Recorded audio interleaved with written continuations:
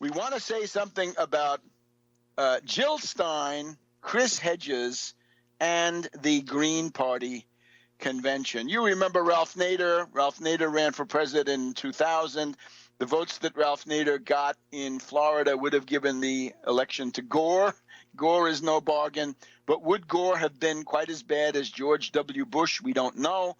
But George W. Bush was really very bad for that time. So, Jill Stein. You have to ask Jill Stein, you're running for president, fine.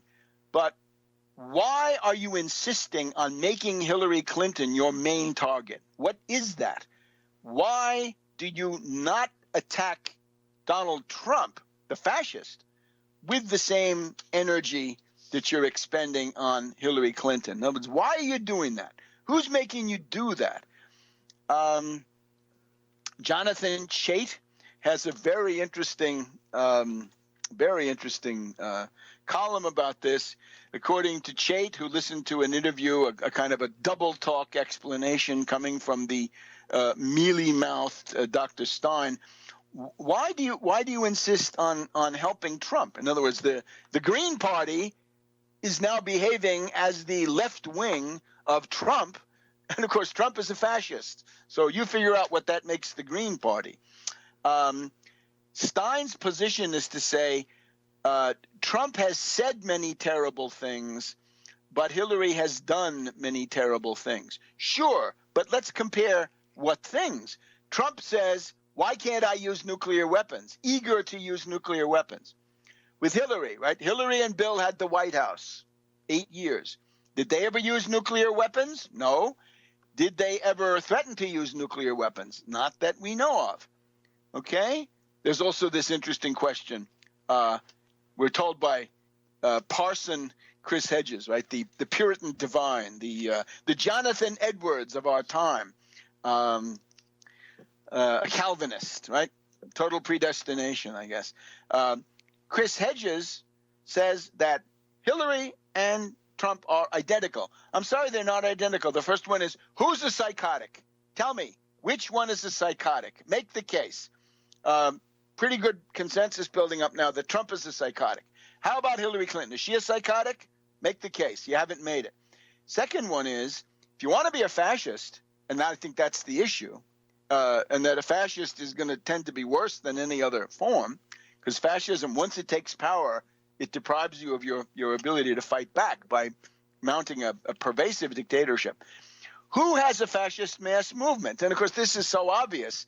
Hillary is a laughingstock. She has no fascist mass movement. She has no mass movement. She has no movement. She has nothing. Her supporters can meet in a telephone booth.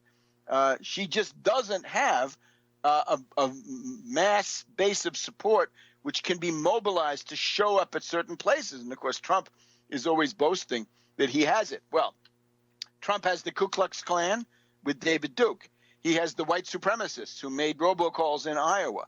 He has the goons at his rallies who beat people up. He's got bikers for Trump.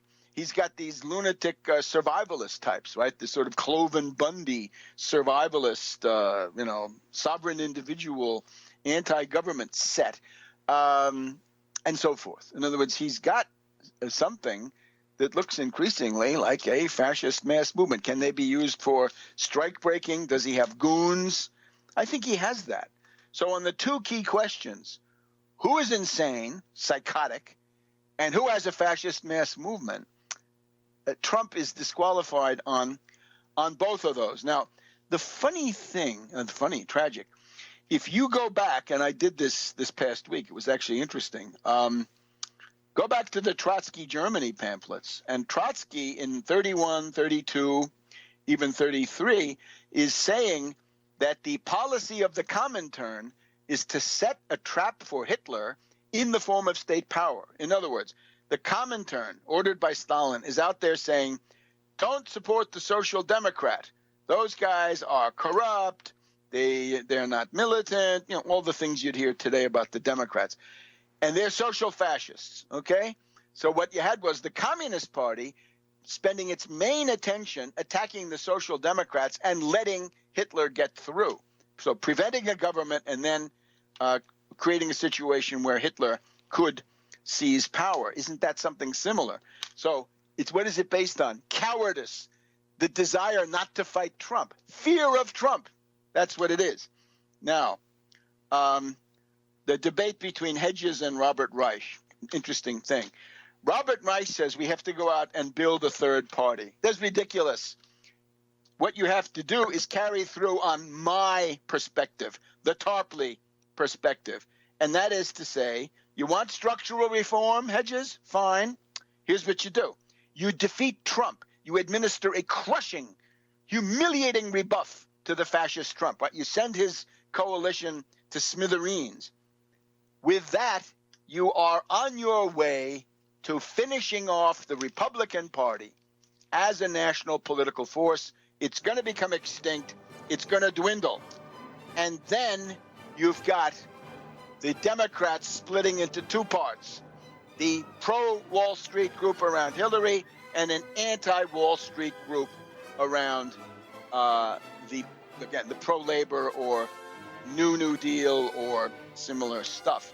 So let's have the idea that it's going to have to be decades on a long Calvary. No, this can be done now within a couple of years. But the key to it, dear Stein and dear Hedges, is you've got to stop Trump. And with that, we depart and see you next.